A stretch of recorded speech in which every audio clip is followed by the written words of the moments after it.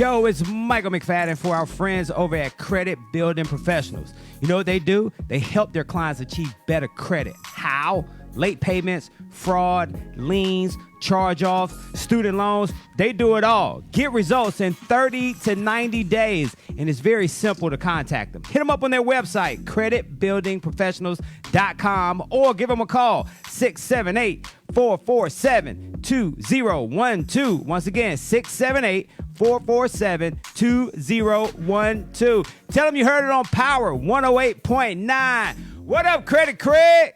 What's up, family? I call you family because I feel like we can be honest with each other. Nowadays, we all got side hustles and businesses. And in the gig economy, we're all looking for ways to expand our clientele.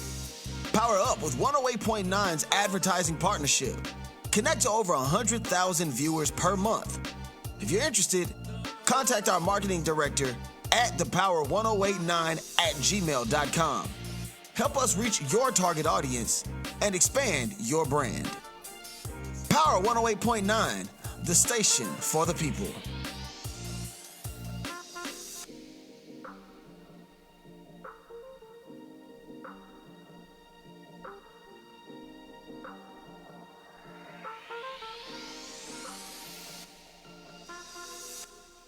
Keep up with Power 108.9 on social media. How can I find you? Instagram at Power 108.9 and Facebook at Power 108.9. It's the exact same thing. It's at Power 108.9. Oh, okay. Power 108.9, a station for the people. Question: who has an idea for a new app? Well, if you answer yes to that question, it's time for you to holler at our friends over at Appsketeers. Yo, it's Michael McFadden of Power 108.9 and the crew over at Appsketeers to take great care of you.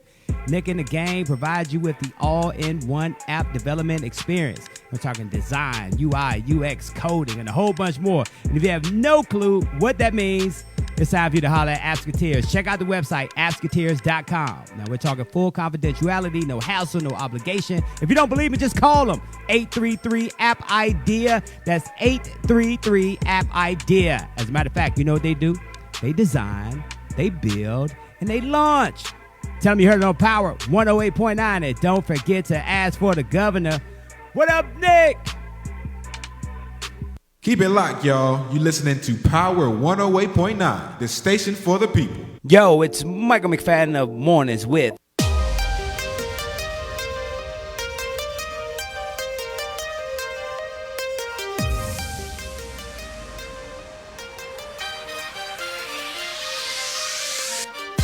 Welcome, welcome, welcome. This is Rhonda's Room. You are live tonight, and oh my goodness, do we have a show for you. This show is backed by popular demand, guys. All right, we have an incredible, I am surrounded by handsome, intelligent brothers. I'm in heaven, okay? I'm just going to say that right now. This is going to be a show. This is part 2 of Men's Secret Wars. We had such a great response. We've had so many call-ins and people, contacting me afterwards about different topics to cover. And it's funny because of these 3 guests, 2 of my guests have like the highest ratings of my show so far, just about, and they're here. So this is going to be an incredible, incredible show. Start your watch parties. Share this right now. I'm telling you, everybody was here once before or more. We got the polite out of the way. We're going to get into we just going to get into the shit right now, okay? We just going to get into it, and no filters, no rules, nothing. So we are going to have a blast. So let me tell you who we got with us. So I've got Ron Green, I have Robert Jordan, and I have Travis Barber, a.k.a. Trapp, okay? We got those 3 heavy hitters today. Okay, I remember heavy hitters from our thing, from your thing, the heavy hitters. Yeah. So everybody say hello. Let's go ahead and just, I'll just go this way, and just go ahead and say hello. What's happening? Ron Green here, founder, CEO, Operation Snatchback Youth Development. Bang, bang. All right. All right, your turn. And I'm Robert Jordan, and I'm here again as a guest. Thanks for having me. Rhonda's a superstar. Let's remember to give her the biggest shout out. Absolutely. But Thanks for thank having you. us. Thank you. And then we have Trapp over there, too. He's not on a microphone right now, but when we get him mic'd up, when we switch out, we'll get him introduced as well.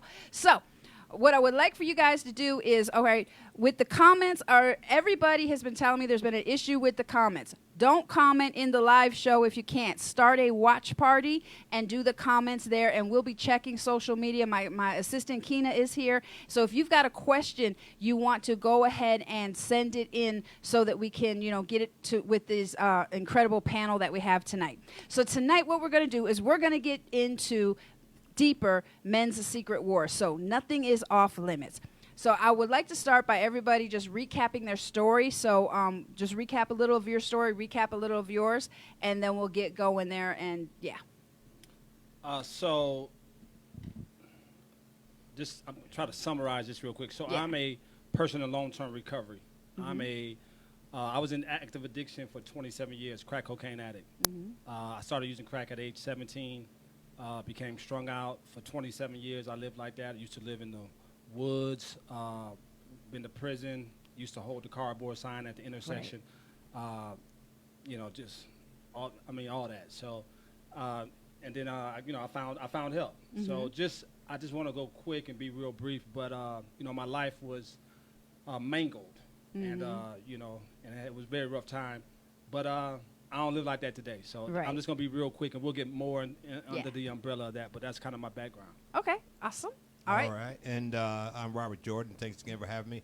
I have kind of a similar story as Ron. My addiction goes 20 plus years out there. Originally from New Jersey. Yeah. Projects, hardcore. Yes. So I know homelessness, being unemployable, not having the self-esteem to survive through the day, the whole Right. 9 yards. Now I had a lot of successes in my life, but if you heard my previous story, there was some things and some bumps in the road Yeah. that kind of took me to a deeper level that I never thought possible. But in all of that, there were some amazing people that pointed me to my greatness. Right. And it is my pleasure, honor, and also my passion to tell men they don't have to hide anymore. Right. Okay, that stuff's not real. That's not Yeah. who you are. There's amazingness on the other side of your trauma and pain and shame. That's right. Let's get it. That's right. And what we're going to do tonight, guys, is we are going to get from behind the mask. Okay, I Yes. do an exercise in my class behind the mask, and that's one of the things that I teach and stuff.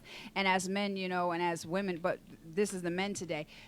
You wear many masks. You wear, many things. So if I were to ask you this, I'll do it just like I do in class. Okay. If you were to name 3 things, okay, like picture you got a paper with a mask on the front and the back is blank. So on the front, give me 3 things that you let the world see about you. What do you present to the world? Give me 3 things.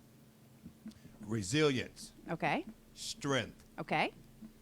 accountability. Okay. Ron, I'm going to say how do you present yourself to the world? as approachable, Okay. very honest, upfront, and transparent, Mm-hmm. and just loving. Okay.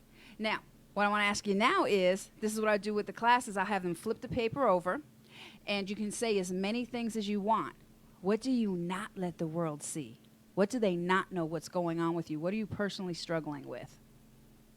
I'm going to pass that to Ron. I'm going after you, big bro. Now see, now he's my mentor, believe Right, it or not. I but, know.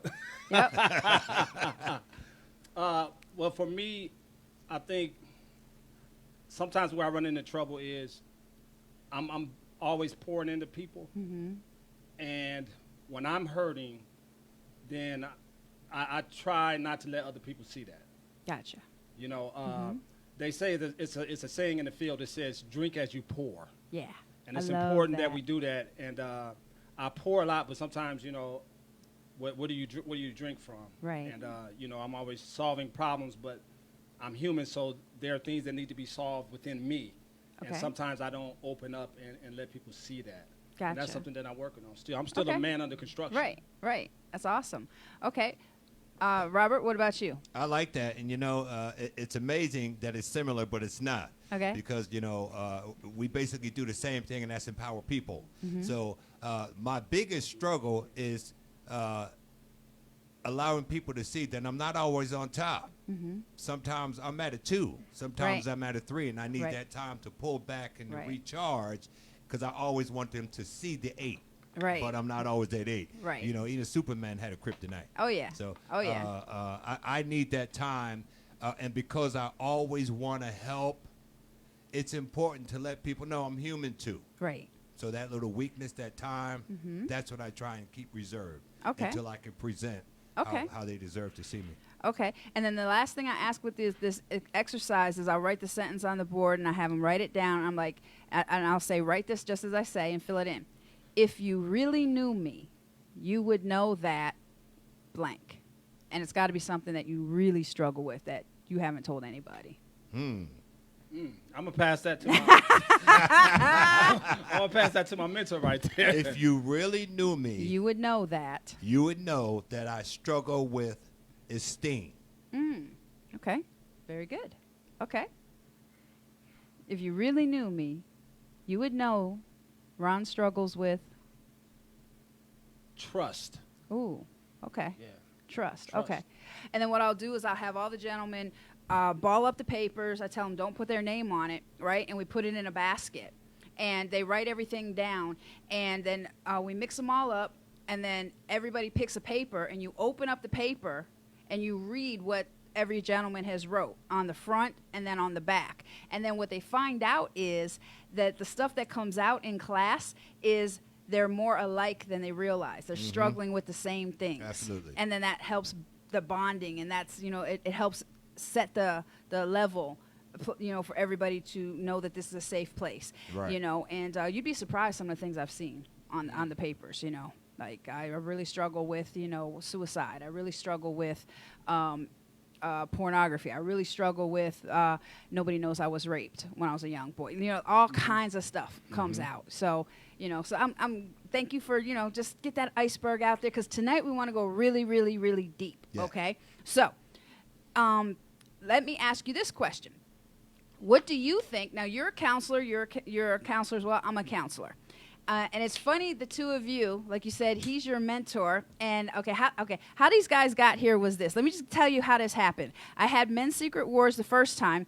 Ron called in, and he called in with Rodriguez. And then I met with Ron, and I had him on the show. And when Ron was on the show, he told me about his mentor, great man, Robert, okay, a.k.a. Jordan. Goes by Jordan, guys. By Jordan. Jordan, military, okay? So then I had Jordan on, and then we found out his story, and then Ron also told me and introduced me to Trapp. So it's like all of you are connected on different levels, and so it's incredible that all three of you are here today. So I'm excited. I'm Amen. very, very excited. Awesome. So let me ask you this. What do you think is, let me say it this way. What do you as a man need from society? Respect. Okay, And when I say respect, elaborate, yeah. I want to elaborate. I mean, obviously, you have to be from another planet to not see what's Right. going on in Right. our society today. And that has a negative effect on men of color nowadays. One of my struggles was esteem. Right. And I want to see people to see me as intelligent, worthy, valuable, man of God, integrity, and discipline. Right. But that doesn't always come. Right. Unfortunately, some people see because of the color of your skin. If you haven't noticed, I am a brother. Hey, Okay? And my they have- Idris. You my Idris over there. I got Shamar on this side, and I got Idris. Like I said, I'm in heaven, okay? So, All right? and sadly, people think that you are, for whatever reason, in their mind, less than. Right. Right. And I'm big on letting people know I'm just as worthy, valuable, Right. and intelligent as you. Right. And I need to be seen that way. Okay.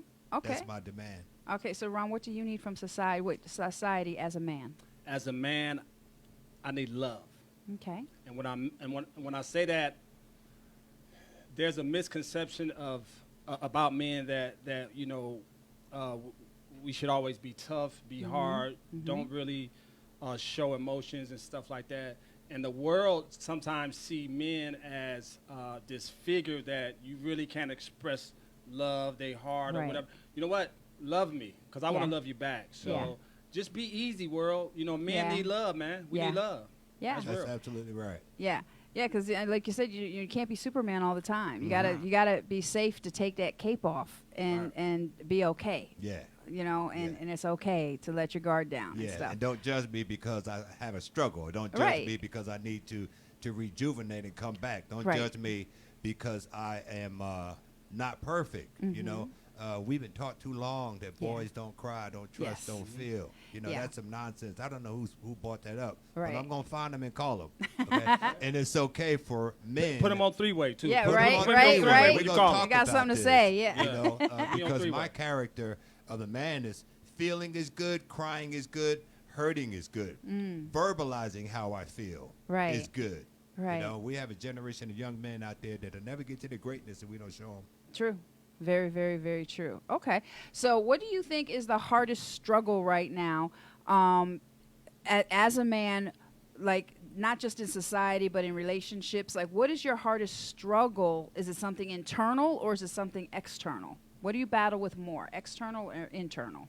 I think for me, it's always internal. Okay. There are always forces out there that are external that are going to come against you. I Right. mean, and you have to wage war against that. Right. But at the end of the day, we are, in my opinion, we are our own biggest nemesis. Yeah. The problem, a lot of the problems that I have are internal.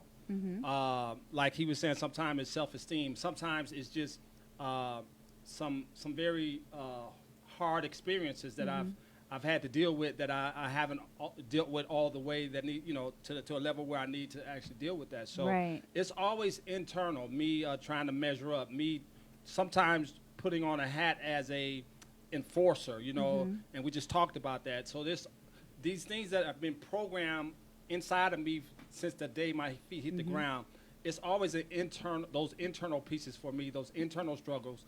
And it's just me on a constant grind to be better, do better, be more, Right. have better character, be more, have more integrity. But it's just a lifelong journey. Awareness is the greatest agent for change. Yeah. Love it. Yeah. Right? Yes. So I'm aware, so I can actively start to change that stuff. Right. Right. Yeah. Okay. Awesome. Awesome. Okay. So, Robert, what is the hardest struggle for you? Is it internal or external? I would say internal because I adopt this idea, and I love this idea, that I am not going to live up to what people think. Okay? Okay. That's frustrating. All right? If I can see myself as God sees me, as who I think I can be, you know, and it takes it back to purpose, you know. Okay. If I can figure out what is my purpose, it doesn't Right. matter what somebody else thinks about that. True. And, you know, I read this today, and it was really powerful. You know, motivation, what gets me moving, the commitment is what keeps me there. All right. So this is a constant Yeah. struggle every day. Yeah. You know, the issues that I talked about earlier is a struggle. If I'm not concentrating on my struggle and getting stronger in that area, Right. I'm robbing myself. Of course. If I listen to society, I never move. Yeah, absolutely, absolutely. Okay, I have like 1,000 questions tonight. Okay, because Come on. it's like I do this in classes sometimes. I'm like, all right, I need the guy code. I break it down. I need the guy code. So all right. Now, as a man, amongst other men.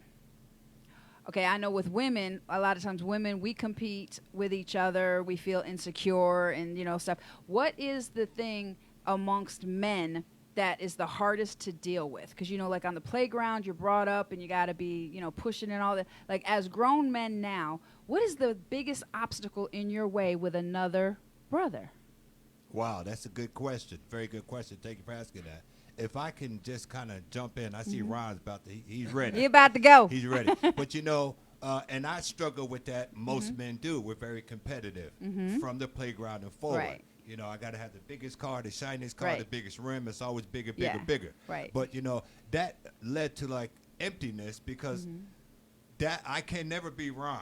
Right. You know, and if I can adopt the idea that this guy has a gift that I can't touch, you know, the billions of people that are on this planet, you can't find two people that have the same fingerprint. Right. So if I can find out what is my gift, what is my purpose, and I seek that, I have no need to compete with him. True. In fact, my gift and his gift and my man Trapp's gift. Now we're gonna move some things. Oh, yeah. Because we got that motivation and we got a purpose. Right. But I can't push his rock. Right. Very good. Go get it, Ron. I like that. All right. Yeah, you like ready. He's ready. Yeah, and it kind of aligns what he was saying. The biggest problem I have personally with, just with other men is the crabs in the barrel syndrome. Always competing, pulling each other down, Yeah. looking at it as competition instead of collaboration. Right. Wow. Right? So that is the biggest issue that I have, and we have to outgrow that. We have to be mature as men and understand that if we work together, 1 + 1 = 5. Right. Right. Don't equal 2. Right. But I think it goes back to so many different things, especially for people who look like me, people who are brown or black. I think it goes back. This competition goes back to slavery, in my opinion. If we look at it, there's always been an internal struggle, a struggle in the infrastructure of our families because, back in the day you had the house nigga and you had the field nigga. Right. Right. And Right. there was always a struggle for placement among Right. ourselves Right. who can live better in these horrible situations, Right. who can at least, and I think it's almost ingrained in our DNA from generation to generation. We take that mindset because if you think about it, people who look like me, it seems like we're really the only ethnicity that fights with each other Yeah. as much as we do. Yeah. And the flip side of that, I'm gonna end this. The flip side of that, we talk about one of my things that I used to have a problem with back in the day, but I fixed that, is to compare myself to other men. Right. That's one of the worst things you could ever do is to compare yourself to someone else. Yeah. Because their situation could be different. They could have different support. Yeah. They could have, it's totally different situation. The only person you should ever compare yourself to is you. Where were you 5 years ago? Where were Right. you 3 years ago? Yeah. That's good. That's the That's only good. fair That's good. comparison there it is. You can't compare yourself to anybody else. Right. You'll take yourself down a dark hole. Oh, doing yeah. that. Yeah. Absolutely. Wow. Absolutely. Very good. All right. And I like that collaboration thing because Yeah. if I'm in the field and you're in the house, I ain't gonna hate on you. I'm gonna say, look, toss Right. me a sandwich out the window. Right. We can work Right. this thing together. Right. Okay? Exactly. Collaborate. You're gonna collaborate. it. Awesome. Awesome. All right. So I've got a question. Okay. Now I know amongst women with competing, you compete. You look at each other's bodies. You look at each other's hair. You look at all this. You look at each other's man. And some women will try to steal a guy and stuff like that. That is not me, by the way. Those women are trifling. But anyway, amongst men, do you physically, do you compare yourselves physically as well? Like you're by the urinal, okay? You get to the schlong slinging contests, okay? Is that for real? It's basically, I don't want to just come right out and say it. I'm trying to be ladylike Well, here. you said no filter, so Okay, your dick slinging contest, okay? Dick measuring contest. I mean, all right. How does that go? How deep does that go amongst men? Okay. Well, it I'm sure every man at some point in their life has had that struggle. Right. Until you can find out or figure out, like he said, I can't be him. Right. You women say it's not the size of the ship. I've heard that. Right. Most of the other ocean Right, kind of right. things, okay? I'm just saying. Somebody said that before. So, and that side, that really doesn't matter. Right. If I'm not chasing Right. who I am, I'll be frustrated forever Right. trying to live up to him. I Yeah. hear a lot of people say, and I thank God for the position and the where I am and the outreach that I have in the community. And a lot of my clients, I love them all. Shout out to the extension. What's Yes, up? yes. And they'll What's say, up, Mr. EXT? EXT. And they'll building. say, Mr. Jordan, I want to be like you. And I say, no. You go further. Right. Okay? Right. Motivate yourself for Right. that because you cannot be me. I remember the gentleman who was the director of the program before me. When I got the promotion, in my mind is, I got to be like him. Yeah. I got to do things his Right. way. But Yeah. listen, I can't. Right. I cannot be him at all, but I could be the best Jordan ever. Yeah. So when you guys are measuring yourselves, okay, and I don't mean just physically. I mean seriously when you say because you got to have the biggest house, you got to have the best salary and stuff like that. What is it that you are competing against each other for? Where do you think that comes from? Does that go all the way back to, like caveman days where, you got the one that brings the biggest lion in, that, stuff like that? Because at the core, you guys are hunters, you are providers. And if you take that away from you, then you emasculate men. So, like, how far back, how deep do you think that goes? Well, for me, I think it goes just it's almost ingrained in the mentality of men. Men, when you look at men, you always say, well, men should be, we should definitely be providers, and we should, but we should. At a party, we drink the most beer, we drive the biggest car, we have the biggest house. Right. That's just how the world says that's what a man is, right? And if you buy into that, then you're constantly competing for that status, right? Right. But if you understand that that is a myth, once you have the ability to understand that and dig deeper, then you experience what I call true freedom. Yeah. Right. You're able to not compete with other people, but compete with yourself. Yeah. Right? And measure yourself versus measuring yourself against other people. Because And don't get me wrong, sometimes, like, even to this day, I'm in the gym and I'm working out, and I see somebody like, right. boy, rock up right there. How do I get there? You know what I mean? Right. I find myself doing that. It's just ingrained from way back, in my opinion. Right. Yeah, okay. And that's true. And that's that esteem thing. Validation. Yeah. If I'm defining my value and worth by things, I'm stuck. Yeah. Because I'll always be chasing things. Exactly. And it's the the cool factor. I got to be the best dancer now. Right. I learned. You got the trophy wife until she gets older, and then you got to get a younger one with a bigger chest, and continued frustration. Yep. Continued frustration. Yes, I would like to drive a Range Rover. The fact of the matter is, I Right. can't afford one, so I'm Right. gonna stay within my budget. Right. Okay? Right. That may come later on. Yeah. But I don't value my worth or my value not on things. Right. You said earlier, is the struggle internal or external? The external thing is insatiable. Yeah. It's insatiable. Very You good. would never get. Elaborate on that, because that's the thing. It's almost like, because we're all addiction counters, like chasing that first high. You'll never get it, and there's nothing that will satisfy. Absolutely You can not. have the most beautiful, drop dead, gorgeous woman, and she could be a bitch. Or she could not care about you or be cheating on you and stuff, but you got the trophy wife, but you're miserable. Right. So it's like, and you're never happy. And no matter what you go after, when you get it, it doesn't fill that void if you're using things or objects or trophies to fill those empty spaces. That's exactly right. And then there's a theory we use called the house analogy. So, I want people, you asked before, how do you want the world to see you? Yeah. So I ask sometimes in the session, take me to the house that you spent the most time in as a child. Put me on the curb. Take me on a virtual tour. What does it look like from the curb? Now, most people are going to present like East Cobb. Right. The manicured lawn. Right. The mailbox matches the doors, the shutters, all that's good. Right. But what's going on past that door? Right. That's the real value. Yeah. And That's it's good. the same thing. If I'm not Yeah. working on who I am, Right. Real peace on the inside will bring all the things that I Oh yeah. desire. Absolutely. But Absolutely. it don't work the other way around. Awesome. Very good. I'm so stealing that. I'm like going to use that in my class, You because can do it. I'm going to, I'll be like, the first time, Robert Jordan said, next time, great man said, third time. Like I said, this is mine now. Well, I stole it, so it's okay. All right. So, okay, cool. All right. What is the thing that you think is the hardest for men to deal with from growing up? What is the hardest struggle? Is it fitting in? Is it, proving yourself? What is it from when you're younger? What's the hardest thing you dealt with growing up that you had to prove, you just could, you know what I mean? What was that?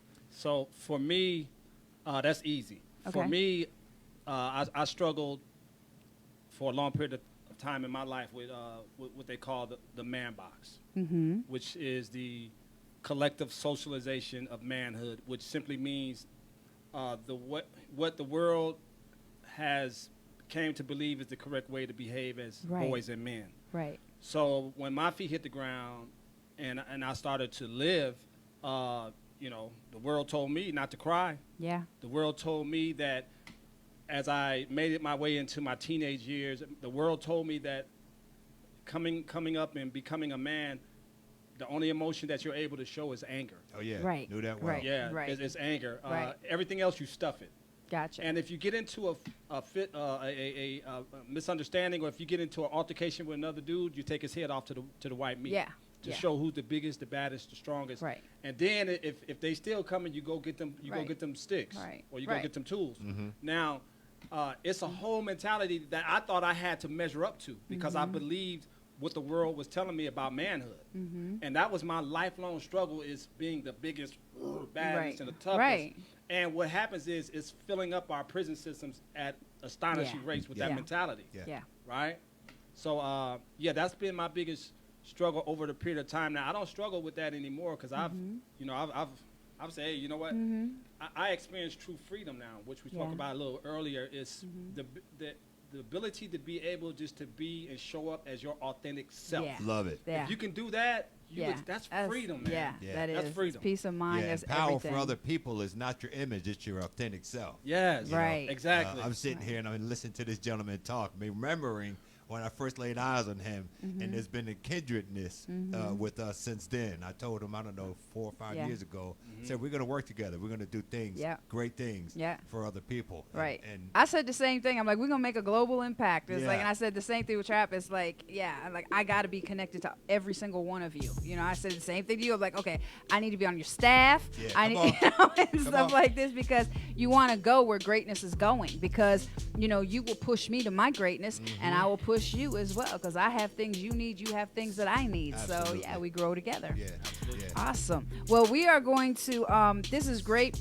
Wow, it's already 8. Jesus. Okay, we're going to be switching people out and when we come back. But before we go, give everybody your social media, because I'm not sure which ones we're switching out, so I don't want to lose anybody. So how do people reach you, Ron? You can reach me at info@snatchback.net. Okay. Robert? You can reach me at LinkedIn. I'm a little dinosaur on the social media thing. I'm working on that. So I need an assistant. I'm gonna help Okay. him. I'm gonna help him out. I'm gonna get him there, Ron's y'all. gonna help I'm gonna me get him out. there. Bring me Okay. up to All speed. right. Okay. Very good. Well, when we come back, we're going to continue this conversation. Guys, if you got comments, go ahead and put them, in the comments. If you've got questions to ask them, and we'll open it up probably for a few calls, closer to the end of it, because we've got so much magnificent conversation to get out. So we will be right back. You are listening to Rhonda's Room on Power 108.9. Make sure you share this. Tired of all that baloney they force feed you on social media? Yes. Then get connected to Power 108.9, a station for the people.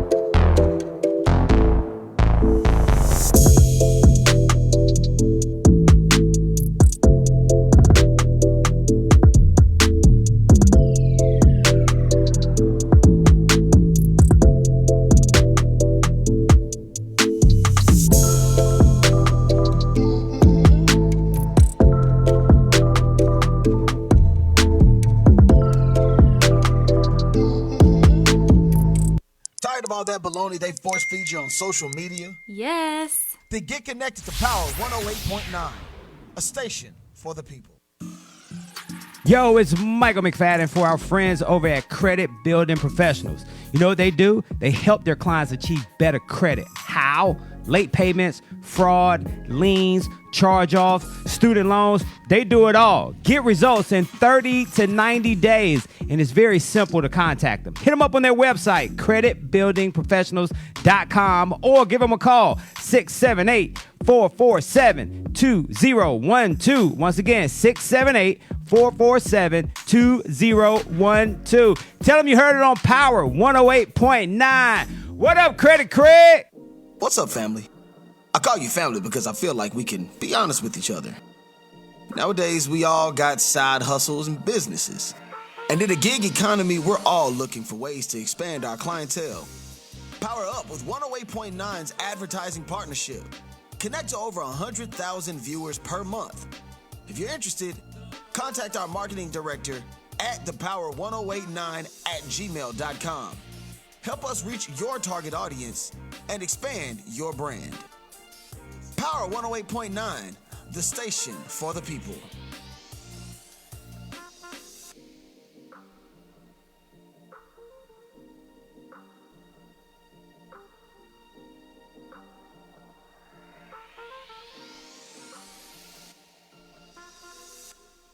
Keep up with Power 108.9 on social media. Instagram. At Power 108.9. And Facebook. At Power 108.9. It's the exact same thing. It's at Power 108.9. Oh, okay. Power 108.9, a station for the people. Question.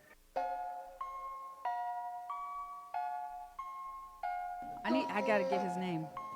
Welcome back. You are live with Rhonda's Room on Power 108.9. Let me give you a recap of what we're doing, and then I'm going to tell you my sponsors. Okay, so this is part 2 of Men's Secret Wars, and I have 3 guests tonight. I have Ron Green, I have Robert Jordan, and now who just joined because we had to, switch people out is we have Travis Barber, a.k.a. Trapp, from Mugshot to Millionaire. Trapp, how are you?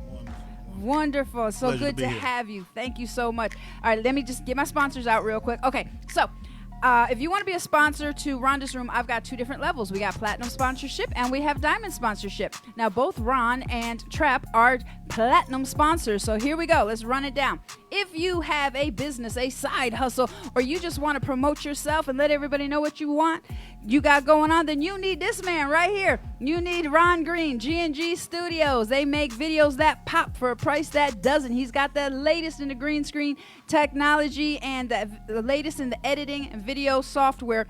His website is www.ggmultimedia.com. Phone number is 404-951-0077. I'm going to get that phone number memorized, I It's all promise good. you. And he is a platinum sponsor. Thank you.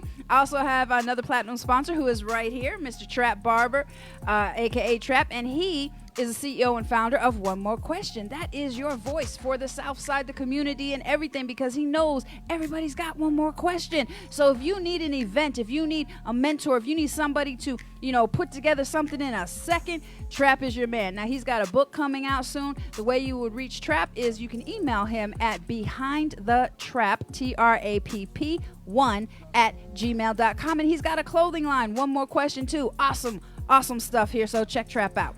Now, another platinum sponsor is Jared A.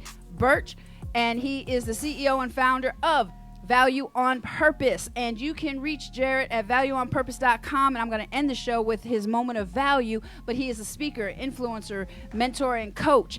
And my diamond level sponsors, I have Misty Stevens and Curve Street Boutique on Facebook. It is an online beauty boutique, and she has fashions for women that are plus size that have curves that are not afraid to show them. And I've been wearing some of her fashions as well. And I have a brand new international diamond sponsor, Fiona Small, CEO and founder of Young Mom Support Network in London, y'all. Okay, we have a London audience, and you can go to the website.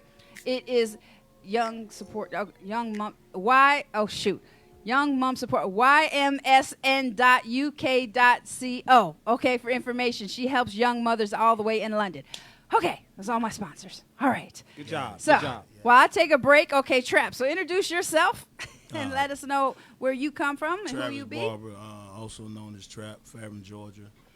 CEO and founder. One more question. Come on, I need you to get some life. Come on, man. Get going. Oh, well, my mission come from, I did my time in prison, time in college. Been shot a couple times, been up, been down, been married, been divorced, back together, lost father, and now I'm a found father. So, my story is pretty much typical, but, it's mine. Right. And I want to tell it myself. Right. Very good. You can pull your microphone closer so you don't have to lean. That'd be a little bit camera, easier. Now, don't worry about the camera. Okay, it's a cool. wide thing. They'll get you. Yeah, you're good.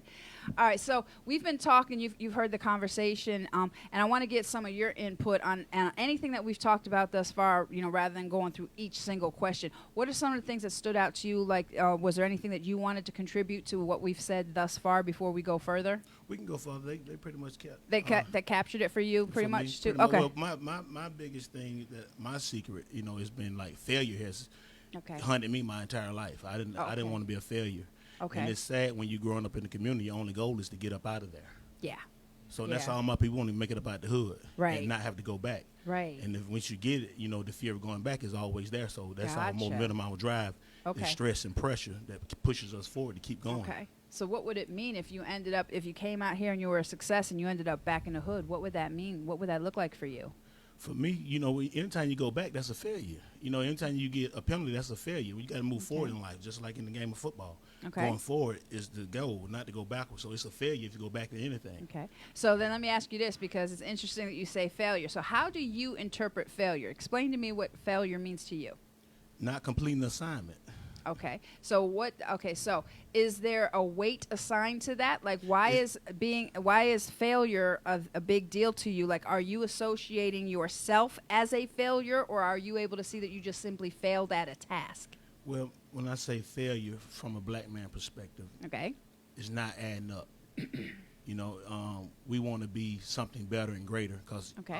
our entire life we're being brought up, being shown and taught that Right. we're less than, we're not equal, and we're inadequate in so many Okay. different areas. So Okay. we want to go in and compete. Since I Right. was a little kid, I always wanted to compete on the playground. Okay. I want to do the most pull-ups, the most push-ups, run the most laps. Right. I always wanted to be great. Okay. And so when you're not great, for me, it's like you're a failure. If I Okay. can't win my wrestling match, then I failed. No Okay. matter how many points I scored, I did not win. Okay. So same Okay. thing with football. With the game, you lose the game. Okay, how many sacks you got? We lost as a team. Right. Right. Okay. Very good. All right. So we're going to start digging in deeper to some stuff that I bring up in class all the time. All right. So I'm going to start right off with relationships. Okay. So being that all three of you are, and I'm just going to put it right out there. Okay. That's what I do. Absolutely. I feel that all three of you are amazing black men. Okay. What is the stigma if you date or marry outside of your race? Well, since we on relationships, first and foremost, let me send a shout out to the wife. You better get the wife Valerie in there. Green. You better get you out mama there, in baby. there. Mama Yeah. gonna kick your ass when you get home. I know. If So- you don't, So I love you, baby. And the night ends I up, love you too, Val. Yeah, and the night usually ends up pretty good when I do that. So Okay, well, so I it can't could help. be a I little can't bit. help you there. I'm gonna Agreed. stay in my lane. I can't help you there. But the stigma's it's been out there for years. The stigma, Right. the overall, by and large, the stigma is if you're a black man, if you date outside your race, especially if you date white, then you're Right. a sellout. You're a sellout. Right. That's the stigma. Right. Now, personally, how I feel about this, I'm a lover of all people. Right. Right. Right. So I believe that you can fall in love with anybody of any color, and if you truly, genuinely love them, then it's okay. That's just who I am. Okay. That's my opinion. But the stigma is there. It's been there for years, and that's just what it is. Okay. Trapp, what about you? The stigma. I want the truth now, y'all. Don't sugarcoat it or not, because this is what we're gonna dig into stuff. The stigma really don't really apply to me, basically, because where I'm from, we do what we want to do. Okay. And me being 13, 14, my best buddy was white. Okay. Chad Cox, Bo Duncan, and I brought them to the hood. All right. And so the stigma, and everybody showed them nothing but love. So whether it been a white Awesome. woman or a white man that I brought, Okay. ain't nobody gonna say nothing to me. Good. Okay. Yeah. Very good. Very good. Okay. Oh, okay. So we've got Robert here. Okay. So Robert, all right, we have a little different, generations going on in here. So now that you're back in the conversation, what do you feel about like dating or marrying outside of your race, and is there a stigma for you? Personally, for me, let me say this. I got an amazing 6-year-old little son named Malik, and he's biracial. What's up, my champion? All right. So, All right. and coming from where I grew up, again, in Jersey, it was an issue.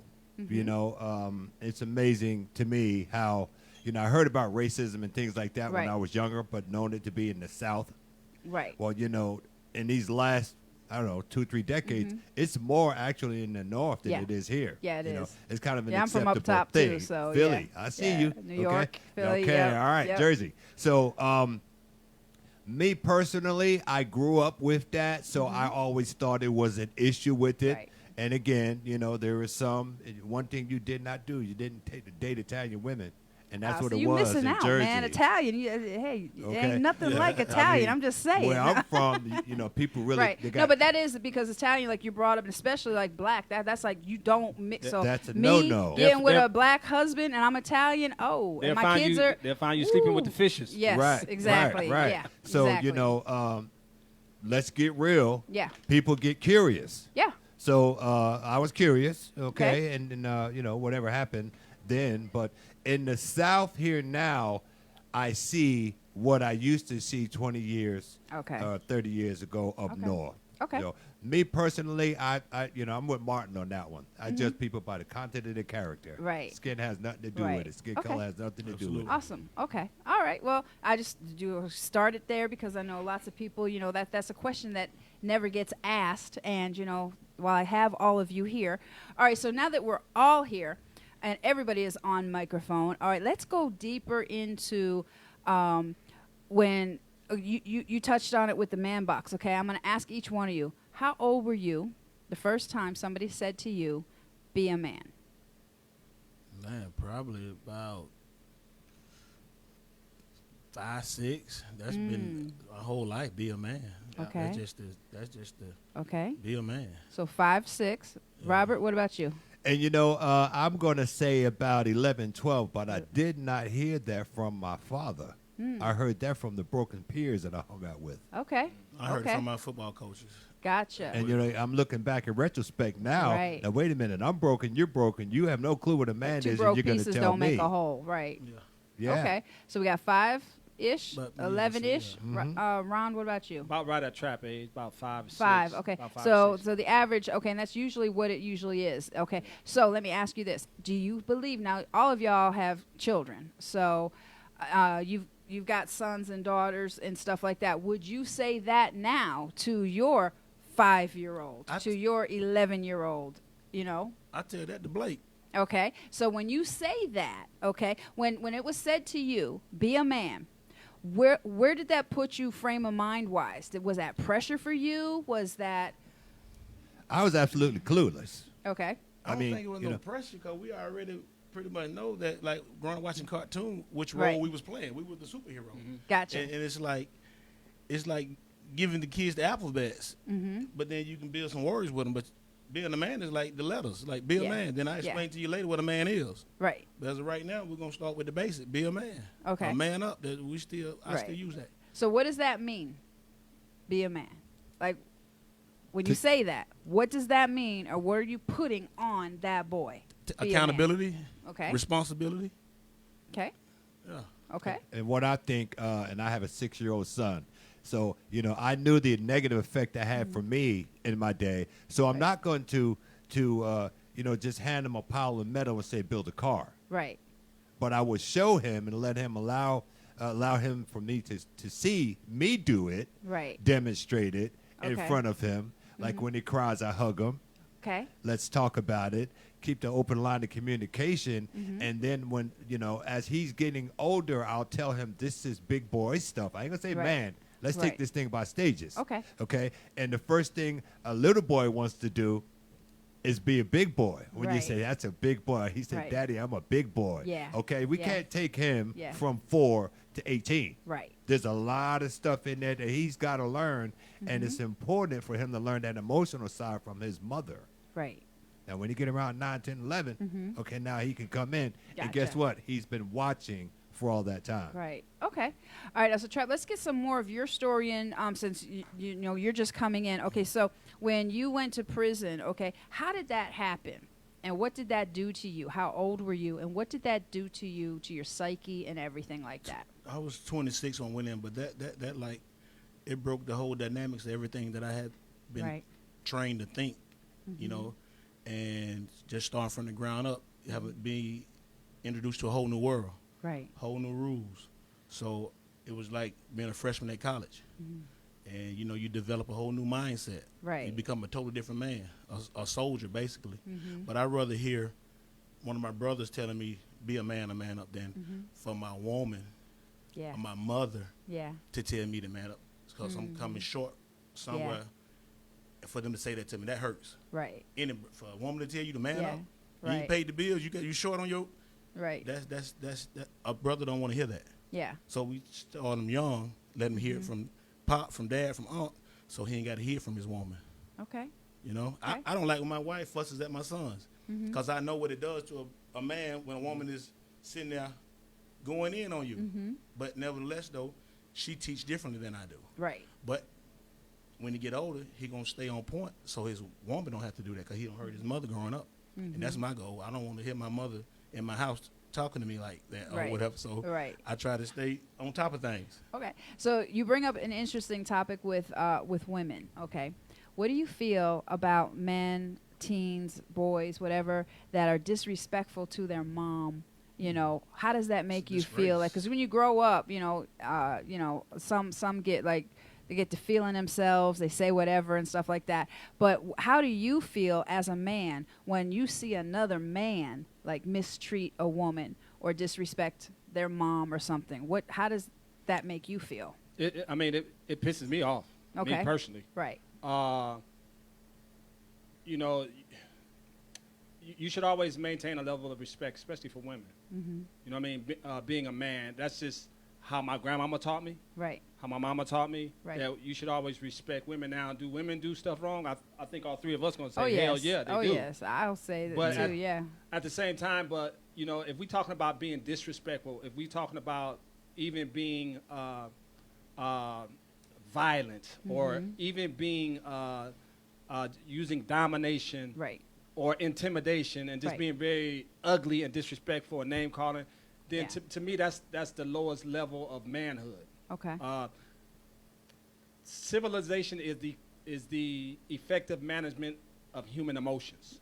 When you're a man, you know how to effectively manage your emotions. And if you can't do that, you still maturing as a man. You really haven't reached the level of manhood if you can't really manage your emotions. You know?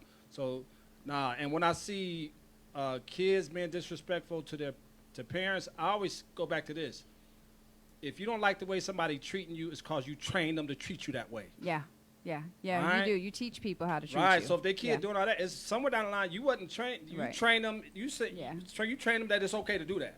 So you got to start looking at more about the parent. Then everybody want to look at the kids. Look at more about the training. Because you're only going to do what you are allowed or what you're taught. Exactly. I know I ain't doing that to my mama. She gonna hit me with that whoop whoop whoop. You know. So I ain't doing that. All right. So wow, we're already running out. Okay. So give me your biggest struggle beyond the failure, like that people wouldn't know that you struggle. You know how I started with the mask with them. What would people not know that if you really knew Trapp, you would know that what? That I'm approachable. That I'm approachable. Okay. Yeah. Okay. Most people be sitting like, man, you look like you just intimidating. Like, nah, I'm approachable. Okay. And my girl, the character tell me all the time, you always looking intimidating. That's just my look. You know, like you stand like you on a prison yard. That's just my stance. You know, so you know it is what it is. But yeah, most people don't know that I'm approachable. Okay. So what's the hardest thing you've dealt with as men, all three of you, in your life? What's the hardest, lowest place you've been? We'll start with Robert. The hardest, lowest place I've been was not properly, you know, and I said my story before. I was married for my, pretty much you could call it my high school sweetheart since 18. But losing her and that gap between losing her and really getting my life back, that was the darkest moment for me. we talked about earlier, you know, I have 4 daughters. I got a son now, but didn't have him then. So I had to be super dad, Right. the overprotector, the provider. That was the first time in their lives and also mine that they seen me vulnerable and broken. Okay. It was a climb back, and that's why I take this very seriously now. Okay. Thank Awesome. you. Awesome. Ron, what about you? What's the lowest, darkest place you've been, the hardest thing you've had to deal with? As a man or as a boy? Ever. And whatever comes up for you. One of the things that really was traumatizing for me, when I was 10 and my brother was about 9, we had this friend that you know, he was kind of middle class. His parents, you know, were kind of middle class, and we lived in the projects. But we would often go over to his house and play that good old Atari 2600. Right? Throwback. Yeah. But but on our way over there, we passed a house, and it was a group of white people on the porch. It was a group of men about in their 20s and 30s, and we were 10 and 9, and they told us, "Hey, get off our block, you niggas." And so we just, you know, where I'm from, you turn around and you give it back to them. So we gave them the finger, and there was some chains laying in the yard, and they picked up these chains and started twirling them over their head like in a helicopter motion, and they started chasing us. Now, I thought that they were just going to scare us and we'd be good, but they started to close the gap, so I could clearly see they were trying to do physical damage. So me and my brother, last resort, we run into a restaurant, and they ran in there with us. So we ran into the area where people were eating. They ran in there, so we had to run back to the kitchen with the chefs with the big white hats. Right. And lucky for us, that management team of chefs got those guys out of there. Now, when they left out, they was laughing, and they left out laughing, but me and my brother, we left out of there with trauma. Right. I told myself that I hate white people at that very moment because of that experience. Right. When my mama came down there and got us, she, you know, as we walking out the door, I turned around and looked at the wooden chair. It was a little wooden chair, and I was sitting on it. I looked at it, it was wet because I had peed on myself because I got so scared. Now, lucky for me and lucky for the world that on down the line, I started meeting Caucasian people who loved me. Right. Like my 5th grade basketball coach, Mr. Stanty. He took time out me. He coached me, but he coached me in life. And then also my 7th grade teacher, Mr. Mel Carrot. And then that flipped the switch for me. And I started to understand that it wasn't just the color. It was more about the content of the character. Right. So that was very hard for me to switch that on. That was very traumatic for me. Okay. Trapp, what about you? For me, it would probably be having to listen through a telephone as my wife struggled with my kids and maintaining the roof and provision, you know, and not being able to do nothing about it. Right. And, you know, it was just, for me, just knowing the struggle was real and the things that I had, the pressure and the weight and the responsibility that I left her with, that was heartbreaking, you know, for me. Okay. Yeah. Okay. And we're wrapping up. We literally only have a few minutes left. So how do people get in touch with you? And I want you to, like, real fast summarize one more question and how that came about. One more question came about when after my 3rd year of going through my darkness and just being mad with the world. And I realized that I had to become the man that I wanted my kids to have around them. And when I started taking in them other inmates, prisoners, convicts, them little boys, that's when really everything opened up for me because they had so many questions for me. I was the big dog of the so-called OG in the jail, in the prison. And, you know, they had so many questions. And coming home, I already knew. One more question was it. Yeah. Everybody got one. But you can find me on Instagram at the #1 MO _, Facebook, Travis Barber, Mugshot the Millionaire. Awesome. All right. And what is, now we know Ron said that the one thing that he wants everyone to know that he would need would be love. And Robert said for him it would be respect. What do you need from society, Travis, as a man? Disrespect me. You can love a man and still disrespect him. Yeah. You can love him and still lie to him, but when you respect the person, it's a whole nother ball game. Okay. So give me the respect. You can keep your love. Okay. All right. And that's a whole nother show. What does respect mean? Because that's a very, very broad, and that's open to interpretation. Because what you see as respect, I may not see as respect, or Ron or Robert may not see as respect. So that's like when someone says respect me, Well, how does somebody know what that means? Because it all depends on how you were brought up. Yeah. Everything. And if I can real quick, Yes. you know, when I say respect is something that's not demanded. Yes. It's commanded. So when you present these character qualities, people can say, wow, I can respect this guy. Yes. Integrity and discipline. Right. And like we're always talking about being a man. What does that look like? Honor. You walk with honor. You do what you say. You say what you're going to do. Yeah. You be the good example, responsible, accountable, and Okay. people can respect that. Okay. All right, we have 4 minutes left. Give me one thing that you think a man needs, or one thing that you want to tell a brother that's listening out there. Give me one thing. Just speak to somebody just real fast. What thing do you want to say? Keep climbing. Never give up. In life, if you climb in a mountain, there should never be a top of the mountain. Okay. There's always more. Keep climbing. We should be climbing to the day we die. Okay. So keep climbing, keep climbing. Climb, young man, climb. Awesome. Awesome. Trapp? Hey, continue to believe in yourself when nobody else does. Just keep believing. Okay. No matter what it looks like, sounds like, or feel like, keep believing. Okay. Great. Robert? Be vulnerable, be transparent. There is no cookie cutter thing to this thing we call manhood. Right. That would be a pretty boring world. Find out who you are and live it loud. Very good. Thank you guys so much. These hours go by so quickly, and I'm so happy that you're here. And I'm trying to read Keena's lips. I have no idea what she's saying. What?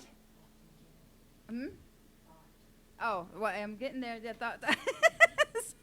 See, my assistant keeps me on point. Okay, so go ahead. I want to tell everybody out there also, don't leave home without hugging or kissing your loved one or your Yes. kids, because you never know who's not going to make it back home. That is absolutely Please don't take it true. for granted that you're going to see them later for dinner. That is Hug absolutely them, kiss true. them, let them know you love them every chance you get, man, coming and going. Absolutely. Well, thank you guys so much for being here. And the thought that I want to leave you with is, this is from Jared's book.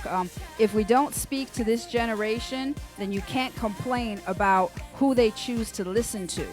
So simple, he says, stop complaining about the problems we are having with this generation. If you are not going to offer what you can add as a solution within the generation, either get in the game or offer your help or shut up.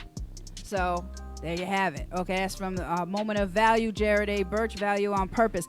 I appreciate everybody here tonight. And the thought that I want to just give you is this, there's a lot of definitions of manhood and stuff like that, but don't put on your boys and your men more than they can handle, because they're already going through a lot, and everything that they've said, love them, respect them, approach them, hug them and kiss them. Men need all of that too, guys. They are Supermans. Absolutely. They are, but you know what? Underneath is that teddy bear, man. Every single one of you got that teddy bear, okay? We need to tap into that teddy bear. Yeah. You've been listening to Rhonda's Room on Power 108.9. Thank you so much for listening. Okay. Good stuff. That went real fast. Jesus, these hours